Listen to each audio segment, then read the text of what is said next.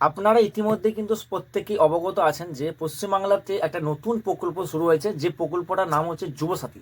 এই যুবসাথী প্রকল্প নিয়ে অনেক মানুষের মনে অনেক প্রশ্ন আছে। অনেক মানুষ কিন্তু কৃষক বন্ধুর টাকা পায় 2,000 টাকা বা 5,000 টাকা করে।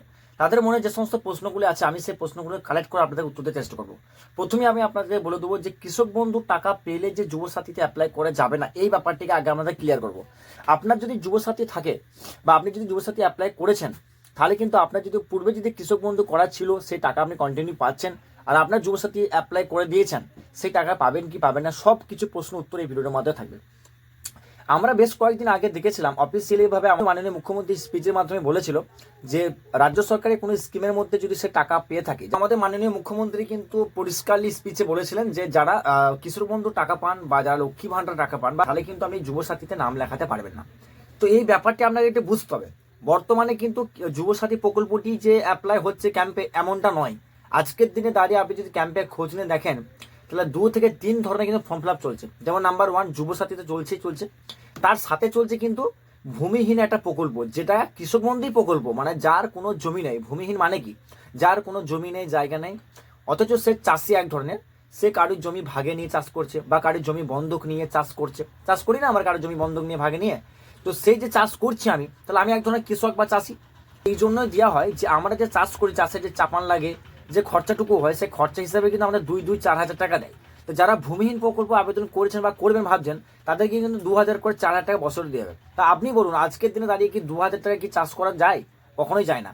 আর একটা 21 বছরের ছেলে বা 40 বছরের মধ্যে যে 21 বছরের ছেলেরা হয়, মাধ্যমিক পাস করেছে, তারা যদি যুবসাথীতে অ্যাপ্লাই করতে যাচ্ছে, তখন দেখছে যে আমার নামে তো কৃষক বন্ধু দিয়ে আছে, তাহলে আমি তো পাবো না। কিন্তু এই ব্যাপারটি আমাদের সরকারকে বুঝতে হবে বা আমাদের পাবলিককে বুঝতে হবে, বা আপনারা প্রত্যেকে ভিডিওটি শেয়ার করবেন যাতে এই ভিডিওটাই কিন্তু উপর মহলে পৌঁছে যায়। যেমন হচ্ছে আপনার কৃষক বন্ধুরা আমরা কেন করেছি, আগে এটা বুঝতে হবে। কৃষক বন্ধু আমরা কেন করেছি? আমার 23 বছর বয়স, আমি কৃষক বন্ধু কেন করেছি? আমি সত্যি কি একজন চাষি? এমনটা নয়।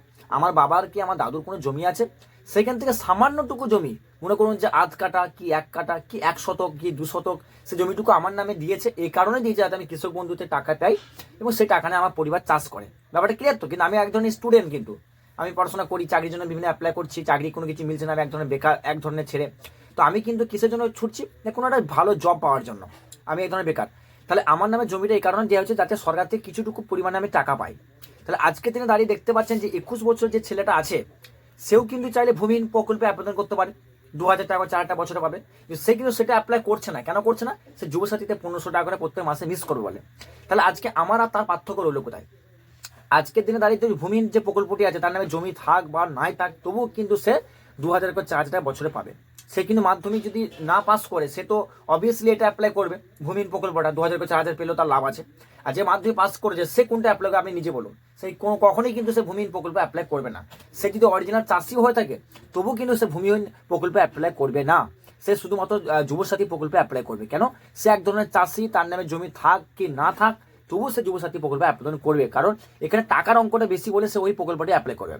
তাহলে এখানে প্রবলেমটা কোথায়? আমার নামে জমি আছে, আমি কৃষক বন্ধু টাকা পাচ্ছি, আমি যুবসাথী টাকা পাবো না, ব্যাপারটা ক্লিয়ার। আমার কোনো টেনশন নাই যে আমি টাকা পাবো না, যুবসাথী কোনো প্রবলেম নেই।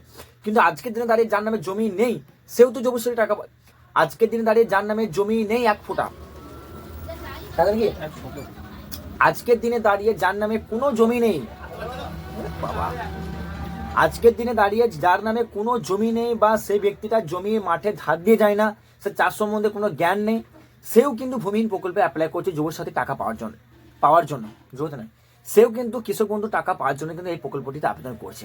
তাহলে আমার আর তার পার্থক্য রইল কোথায়? আমাকে সরকার টাকা দিচ্ছে, আমার নামে জমি আছে, তার জন্য আমি কৃষক বন্ধু পাচ্ছি, তার জন্যই আমি কিন্তু যুবসাথীতে নাম লাগাতে পারছি না, 1500 টাকা পাচ্ছি না ভাতা হিসাবে। তাহলে আজকে আমি মাধ্যমিক পাস করেছি এবং আমি জমিতে টাকা পাচ্ছি, ক্লিয়ার। কিন্তু যার নামে জমি নেই, সেও কিন্তু ভূমিহীন প্রকল্পে আমার মতনই সেম টু সেম 2,000 করে 4,000 পাচ্ছে। তাহলে আমার তার মধ্যে পার্থক্য রইল কোথায়? তাই না? তাহলে এটা করা উচিত ছিল, বা এটা আমার মনে হয় যে এটা উচিত। যারা 21 বছর 22 বছর কি 24-25 বছরের মধ্যে বয়স, যারা অল্প বয়স্কেও, তাদেরকে কিন্তু এই যুবসাথী প্রকল্পে কিন্তু মানে আবেদন করার সুযোগটা দেওয়া উচিত ছিল। তারা কিন্তু যুবসাথী প্রকল্পে অ্যাপ্লাই করলে তারা যে টাকাটা পাবে, এটা পেলে কিন্তু তারা উপকৃত হবে। তার ফলে যদি কৃষক বন্ধু টাকাটা বন্ধ হয়ে যায় বা বন্ধ করার কোনো রাস্তা থাকে, এটি হলো কোনো আমাদের কোনো প্রবলেম নেই। এটা হচ্ছে মেন ব্যাপার। অনেক স্টুডেন্ট আছে তার নামে জমি অল্প পরিমাণে দেওয়া হয়েছে কৃষক বন্ধু টাকা পাওয়ার জন্য। তাহলে কৃষক বন্ধু মানে তার নামে জমি থাক না থাক, আজকের দিনে দাঁড়িয়ে কিন্তু এটা পসিবল হয়ে গেছে যে কেউ কিন্তু এটা কৃষক বন্ধু অ্যাপ্লাই করছে। তাহলে আজকের দিনে দাঁড়িয়ে কিন্তু একটা স্কুল টিচার বা কোনো একটা বিজনেসম্যান বা কোনো একটা বড় কোম্পানি জব করছে, সেও কিন্তু কৃষক বন্ধু টাকা পাচ্ছে 5,000 বা 2,000 করে, তাই তো টাকা পাচ্ছে। তার আগে বন্ধ করা হোক সেই চাকরিটা, তাকে আগে চাকরি থেকে বরখাস্ত করা হোক, কারণ সে তো চাকরি থেকেও তো একটা ইনকাম করছেই আর তার সাথে জমি থেকেও টাকা পাচ্ছে। তাহলে সেই স্টেপটা নেওয়া উচিত। তাহলে আপনারা অতি অবশ্যই আপনারা কমেন্ট করে জানাবেন। আর আপনাদেরকে একটা জিনিসই রিকোয়েস্ট করব যে আমরা যারা ক্ষুদ্র কৃষক আছি বা আমরা যারা অল্প বয়সের মধ্যে আছে, তাদের কিন্তু এই কৃষক বন্ধুটা যদি বন্ধ হয়ে যায় তাতে কোনো আমাদের দুঃখ নেই। তাদের কিন্তু যুবসাথী প্রকল্পে অ্যাপ্লাই করা যাতে যায়, সেই সুযোগটা যাতে আমাদের হয়, আমাদের মতন ছোটোখাটো ব্যক্তিদের, তাহলে কিন্তু খুবই ভালো হয়। তাহলে এই ব্যাপারটি আপনাদের ক্লিয়ার। আজকে যাদের জমি নেই সেও কৃষক বন্ধু পাবে, যার জমি আছে সেও পাবে। তাহলে কৃষক বন্ধুটা আমার মনে হয় তারাই অ্যাপ্লাই করাটা উচিত যারা মাধ্যমিক পাস করেনি, আর যারা মাধ্যমিক পাস করেছেন তাদের কিন্তু যুবসাথীটা অ্যাপ্লাই করাটা অত্যন্ত জরুরি।